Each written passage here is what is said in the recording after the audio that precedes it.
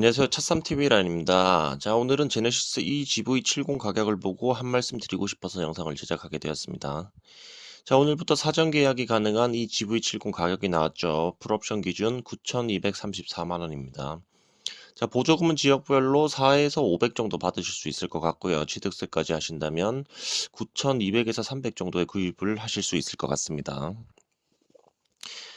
자, GV70이 이 정도면 앞으로 GV80 전동화 모델은 아마 1억을 넘길 것 같습니다. 요즘 참 전기차 정말 인기가 많은데요. 돈 주고도 뭐 못 사는 상황이죠. 저렴한 유지비에 넘치는 출력에 내연기관의 불편함에서 해방과 같은 장점이 정말 많습니다. 저도 그래서 타고 있고요. 자, 그런데 1억에 육박하는 전기차 이 부분은 아마 한번 생각해 볼 필요가 있는 것 같습니다. 많은 분들께서 공감하시겠지만 전기차의 발전은 앞으로도 정말 꾸준하게 일어날 겁니다. 5년 뒤에 전기차만 상상해 보더라도 지금보다 훨씬 많이 발전해 있을 겁니다. 아마 주행거리는 1000km에는 육박하지 않을까 한번 생각해 보고요. 그런데 내연기관은 모닝이건 롤스로이스건 주행거리는 상관할 필요가 없이 차는 차의 출력과 고급화에 따라서 금액이 결정됩니다. 그런데 현존하는 전기차는 뭐 1억에 육박한다 하더라도 4천만 원짜리보다도 주행거리가 짧을 수가 있습니다. 주행거리는 뭐 전혀 관계없이 출력이랑 고급화에 따른 결과물인 것이고요, 전기차는.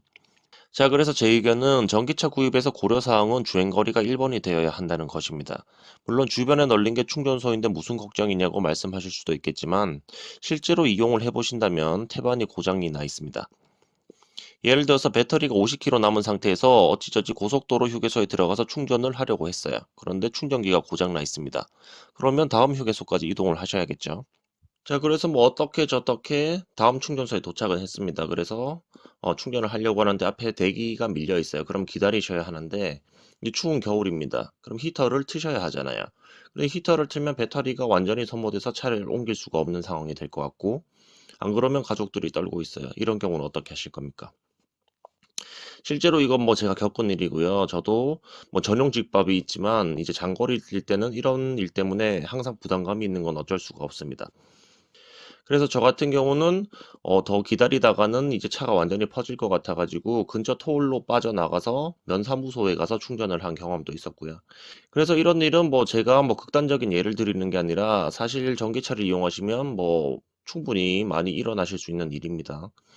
물론 돈이 많으셔 가지고 메인카가 아닌 세컨카 용도로 전기차를 구입하신다면 사실 크게 문제는 없으실 수 있습니다. 왜냐하면 장거리 때는 내연기관을 타시고 뭐 시내에서는 전기차를 타시면 되니까요.